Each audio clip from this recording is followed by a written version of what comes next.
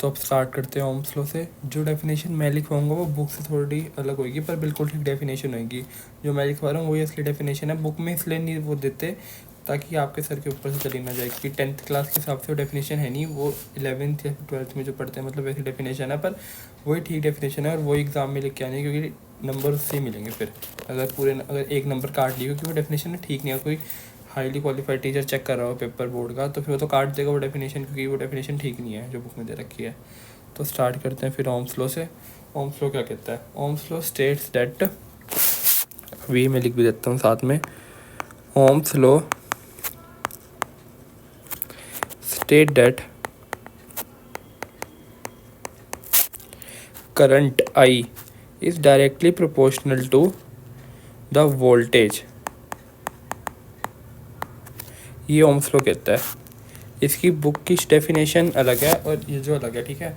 मतलब अगर आपको ओम्स लॉ पूछा गया ना क्या कहते हैं ओम्स लॉ क्या स्टेट करता है, तो Ohm's law state that the current flowing in the circuit is directly proportional to the voltage applied on a circuit.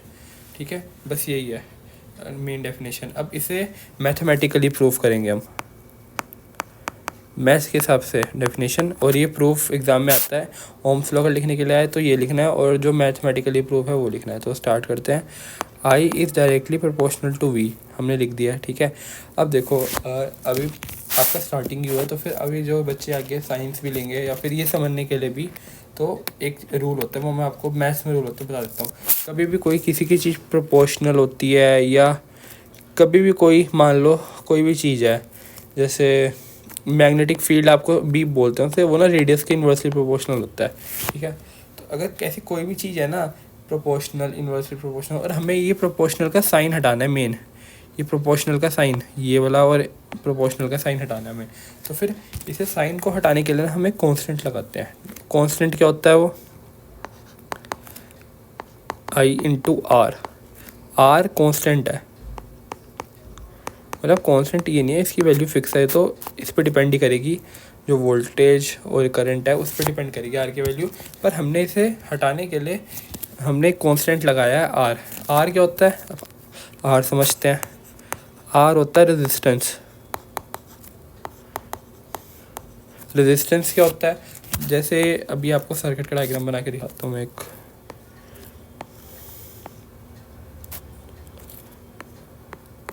Battery बूटरी सब बता दी थी मैंने कैसे बैटरी बनाते हैं। Positive negative, current positive to negative flow कर रहा है, ठीक है। ये हो गया रेजिस्टेंस, इसे आर से रिप्रेजेंट करते हैं। ये होता है सर्किट के अंदर ना रेजिस्टेंस होता है। ये रेजिस्टेंस क्या करता है? ये हिंड्रेंसेस प्रोवाइड करता है। जब करंट फ्लो करता है ना तो उसकी वजह हिंड्रेंसेस प्रोवाइड करता है। हिंड्रेंसेस का मतलब क्या होता है? रुकावटें। ये रुकावट प्रोवाइड करता है करंट के अंदर जब करंट फ्लो कर रहा होता है, उसे बोलते हैं रेजिस्टेंस, ठीक है। रेजिस्टेंस क्या होता है? It provide hindrances when the current is flowing in the circuit. ये होता है मतलब इसका। अब V is equal to I R, इसे याद कर लेना। V is equal to I into R, ये याद हो जाएगा, तो बहुत ज़रूरी है ये याद करना, ठीक है। एक फॉर्मूला बन गया, इसे बोलते हैं ओम्स लॉ। कभी भी ओम्स लॉ प्रूफ करने के लिए आए स्टार्टिंग करनी है ऊपर से, जो डेफिनेशन बताई है मैंने, current is directly proportional to the voltage, और फिर मैथ्स की तरह से प्रूफ करना है। I is equal to directly proportional to V. अब डायरेक्ट ये प्रोपोर्शनल हटा के हमें इज इक्वल टू लगाना है, तो हमें कांस्टेंट लगाना पड़ेगा। तो हमने लगाया आर कांस्टेंट। आर क्या होता है? रेजिस्टेंस, ठीक है। रेजिस्टेंस क्या होता है? सर्किट के अंदर लगा होता है और ये हिंड्रेंसेस प्रोवाइड करता है। इट प्रोवाइड हिंड्रेंसेस, स्पेलिंग वगैरह देख लेना शायद से गलत ना हो। हिंड्रेंसेस का मतलब क्या होता है? रुकावटें। करंट के फ्लो में थोड़ी रुकावट प्रोवाइड करता है। तो मान के चलो रेजिस्टेंस की वैल्यू बहुत बड़ी हुई, ठीक है, तो फिर वो उतनी ही रुकावट प्रोवाइड करेगा, करंट को उतना ही मुश्किल होगा करंट फ्लो होने में। तो ये होता है रेजिस्टेंस का मतलब। अब ऐसा यूनिट पढ़ लेते हैं रेजिस्टेंस की क्या होती है। ऐसा यूनिट ऑफ रेजिस्टेंस इज ओम।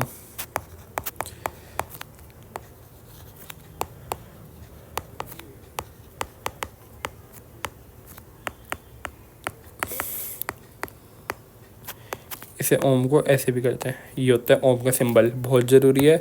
कभी भी एग्ज़ाम में पूछेंगे तो नहीं मतलब, पर एग्ज़ाम में ये काम तो आएगा। मतलब ऐसे डायरेक्टली इसमें MCQ नहीं बनेगा, पर काम तो आएगा ये। अगर इसका सिंबल ही नहीं पता होगा तो क्वेश्चन कैसे सोल्व करोगे, ठीक है। तो ये होता है ओम्स लॉ। अब थोड़े से जो इस पे क्वेश्चन बनते हैं वो कर लेते हैं। सबसे पहला क्वेश्चन, ये ओम्स लॉ किसने करा था? जॉर्ज साइमन ओम ने इन्वेंट करा था ओम्स लॉ, ठीक है। अब पढ़ते हैं हम 1 ओम क्या होता है। ध्यान से समझना 1 ओम क्या होता है। हम याद नहीं करेंगे, वही पहले वाला फॉर्मूला, वही पहले वाली तरीका कि फॉर्मूला लिखा है उससे डिराइव करेंगे 1 ओम क्या होता है। 1 ओम डिराइव करना तो V is equal to I into R हमने लिखा है। तो I क्या हो गया मेरे पास? R क्या हो गया हमारे पास? V अपॉन आई। V की यूनिट क्या थी? वोल्ट, और I की एम्पियर। अब हमें 1 ओम डिफाइन करना है। कभी भी कोई चीज़ 1 में डिफाइन करने के लिए आए ना 1, तो हमें यूनिट लेके चलना है। पहले भी बताया था और अब बता रहा हूँ, यूनिट लेके चलना है। तो कैसे डिफाइन करेंगे? When 1 volt of current, when 1 voltage is applied on the circuit and 1 ampere of current flowing in the circuit is known as 1 ohm. इसे बोलते हैं 1 ओम। 1 ओम क्या होता है? जब 1 वोल्टेज की बैटरी अप्लाइड करी हो और 1 एम्पियर का करंट पास हो रहा हो तो उसे बोलते हैं 1 ओम, ठीक है। कभी 1 ओम डिफाइन करने के लिए आए तो यहाँ पे एक बार मैं पेंसिल से भी लिख सकता हूँ 1 वोल्ट। याद करना ही नहीं, सिंधा V is equal to I into R. I is equal to, sorry, ohm define करना था ना, तो रेजिस्टेंस डिफाइन करना था, तो R लिख देते हैं। R is equal to V upon I. यार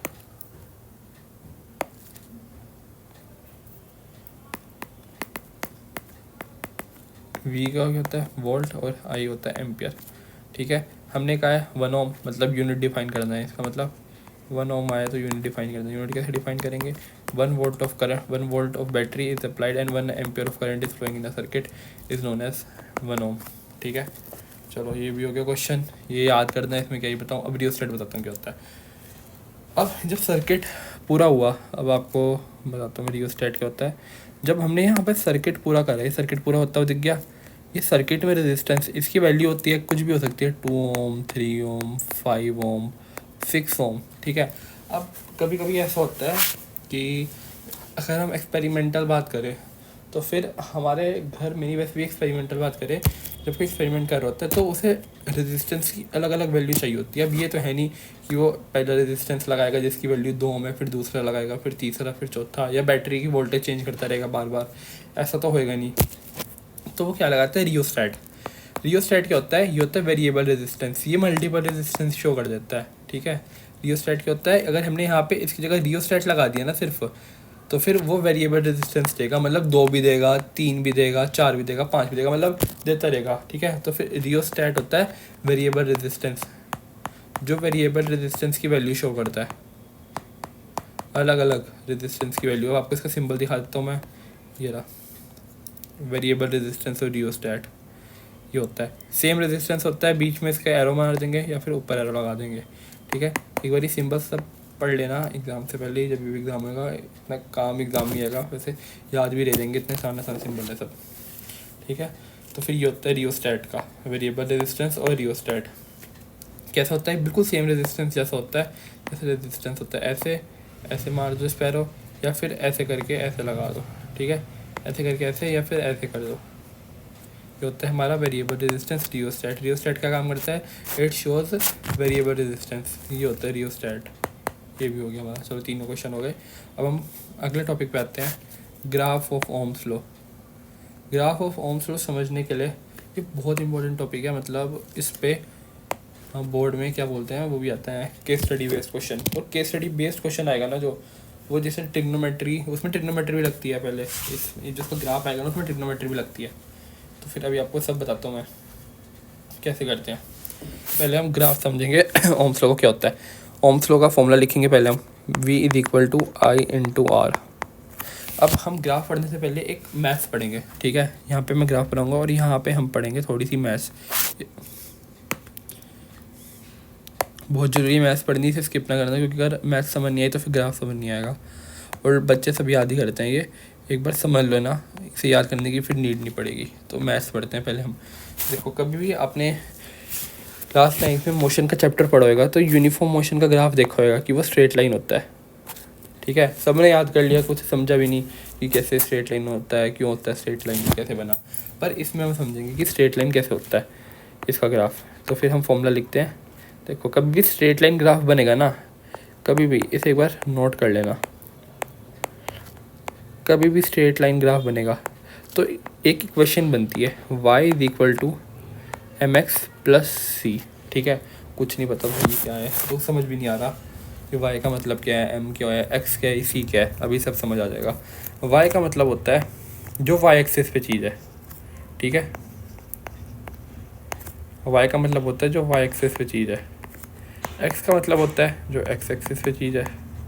अभी c को कुछ नहीं समझना, c में हटा देता हूँ, y = mx + c बनता है, पर c हटा देता हूँ, c में से हटा रहा है क्योंकि कुछ समझ नहीं आएगा, इसे इंटरसेप्ट बोलते हैं। मतलब c आपको समझ नहीं आना एक तरह से, तो एक बार इसे हटा देता हूँ मैं, हम सिर्फ y = mx समझेंगे।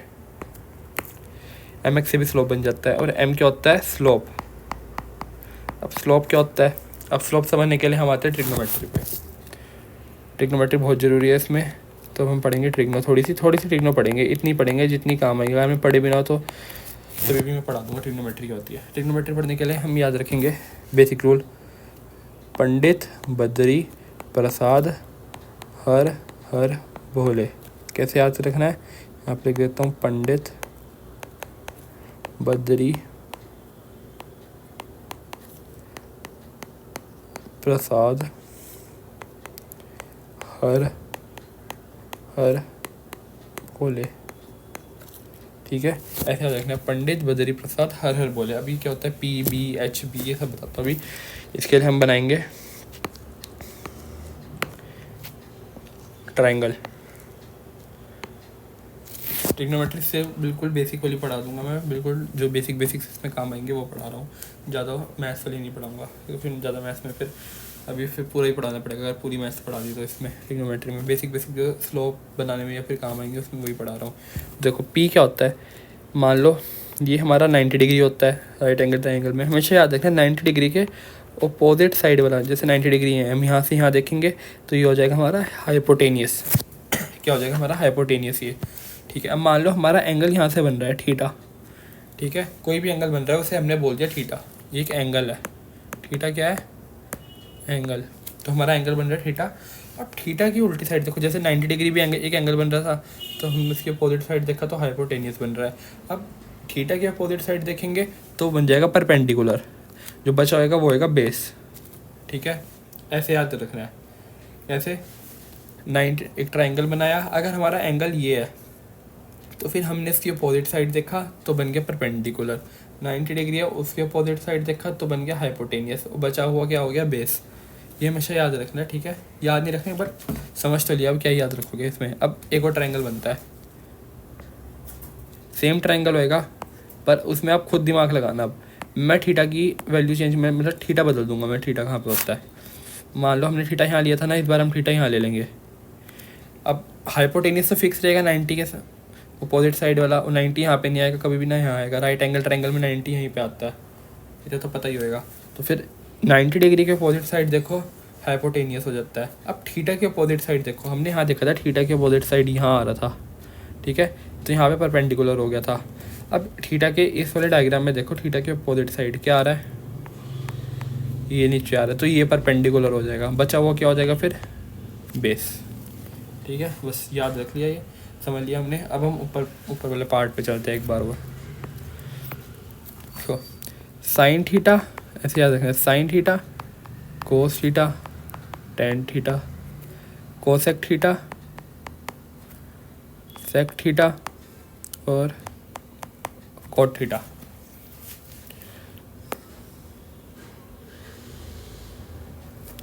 हमें अभी साइन थीटा समझा देता हूँ, फिर टेन थीटा। मेन हमारा टेन थीटा है।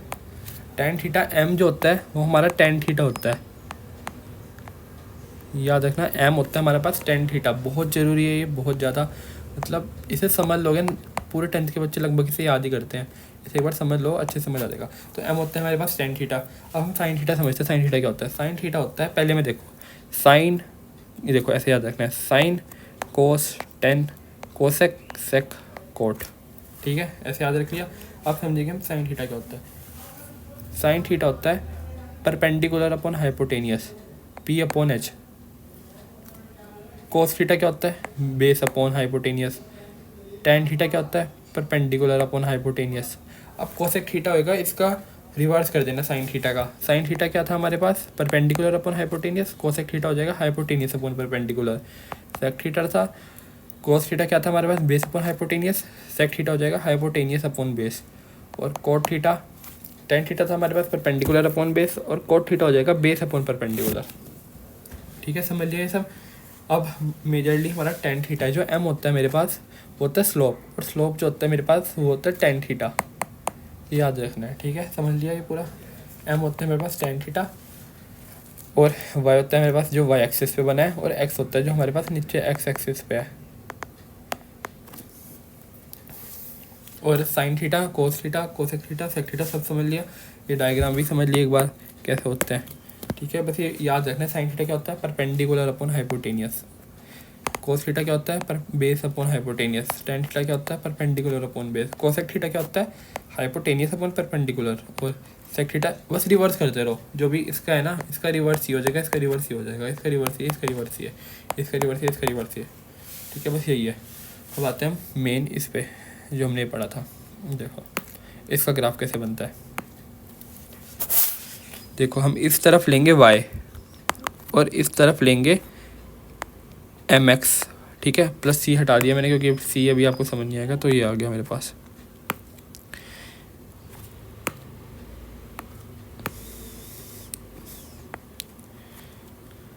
एक मिनट से कर लो।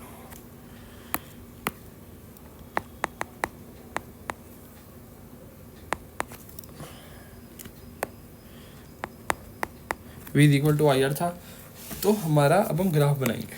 ग्राफ समझते रहना, साथ साथ बनाता रहूँगा मैं। लाइन खींची यहाँ पे। अब देखो यहाँ समझना, खुद बताओगे तुम। y क्या होता है, y पे क्या आ रहा है हमारे पास v, तो y पे डालेंगे हम v। ठीक है, और r पे क्या आ रहा है हमारे पास, r पे आ रहा है x, x पे r आ रहा है, तो x पे डालेंगे हम r। अब तुम्हारा सवाल होगा कि यहाँ पे ये क्यों नहीं डाला, मतलब i क्यों नहीं डाला, सॉरी मैं गलत बोल रहा हूँ, यहाँ पे हम i डालेंगे। क्योंकि अब देखना v अपॉन आई करके r नहीं आएगा, v अपॉन आई, यहाँ से देखो v अपॉन आई करके r नहीं आ रहा है, तो फिर यहाँ पे डाला हमने i x की जगह। अब तुम कहोगे कि x की जगह r क्यों नहीं डाल रहा है। r हमारा क्या था कांस्टेंट, अभी हमने जब प्रूफ करा था, तो हमारा r कांस्टेंट नहीं आया था। तो जो कांस्टेंट आता है ना, वो कांस्टेंट हमेशा स्लोप होता है, ये याद रखना। जो कांस्टेंट हमारा आया था r, तो r हमारा हो जाएगा स्लोप। अब यहाँ पे हम ट्रायंगल पूरा करेंगे। अब स्लोप की वैल्यू निकाल लेंगे हम। ठीक है, r निकाल लेंगे हम कैसे। अब मान लो ये हमने यहाँ पे एंगल ले लिया, ये बन गया हाइपोटेनियस परपेंडिकुलर बेस। r निकालना है हमें, तो स्लोप निकालना पड़ेगा हमें उसके लिए। तो स्लोप कैसे निकालेंगे, टेन थीटा से। टेन थीटा यहाँ पे पढ़ा था क्या होता है परपेंडिकुलर अपॉन बेस, तो p क्या है हमारे पास v अपॉन आई, ये हमारे पास बन गया r। ठीक है, आगे समझ में, v अपॉन आई क्या बन गया हमारे पास r। अब आपको इसमें एक और चीज़ बताता हूँ मैं। अगर मैंने यहाँ पे मान लो मैंने थीटा चेंज कर दिया, अलग अलग वेरिएशन समझेंगे। ठीक है, और ग्राफ में हम सॉल्व कैसे करते हैं क्वेश्चंस को वो भी समझेंगे। केस 2 लेते हैं।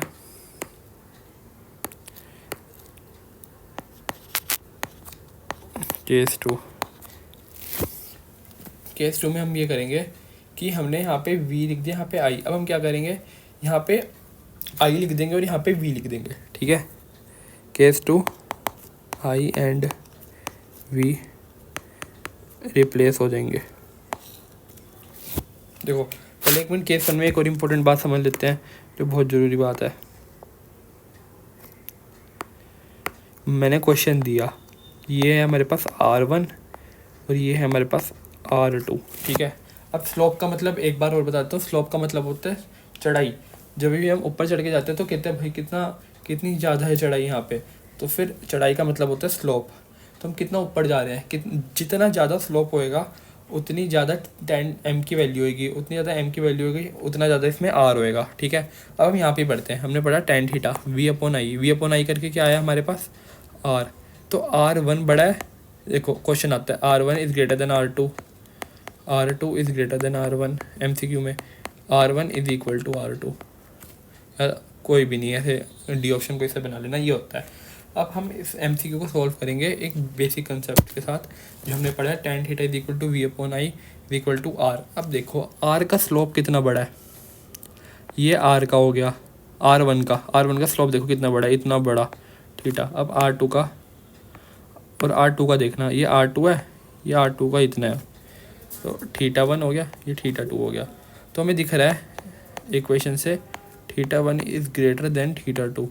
थीटा वन अगर थीटा टू से बड़ा है तो फिर टेन थीटा बड़ा हो जाएगा, टेन थीटा बड़ा हो गया तो स्लोप बड़ा हो जाएगा, स्लोप बड़ा हो गया तो हमारे पास आर की वैल्यू बड़ी हो जाएगी। तो हमारे पास क्या बड़ा हो जाएगा, R one is greater than R two, ये हमारा करेक्ट आंसर बन जाएगा। समझ गए, ये हमेशा ऐसे करके चलना है।